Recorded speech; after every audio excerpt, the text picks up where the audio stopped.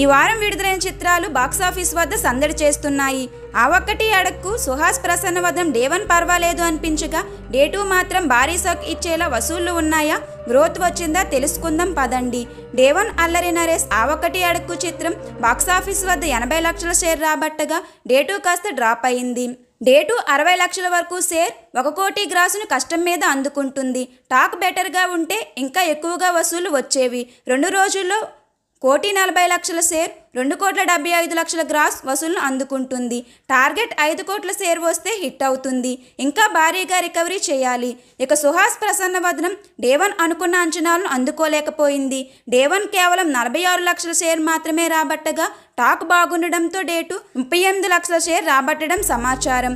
2 రోజుల్లో 84 లక్షల share 1,46,00,000 gross వసూలు అందుకుంది. టార్గెట్ 2.5 కోట్లు ఇంకా పుంజుకోవాలి. డే 3 గ్రోత్ వస్తేనే ఈ 2 చిత్రాలు హిట్ అయ్యే ఛాన్సులు ఉంటాయి. ఈ సినిమాల వసూలుపై మీ అభిప్రాయం ఏంటో కింద కామెంట్ చేయండి.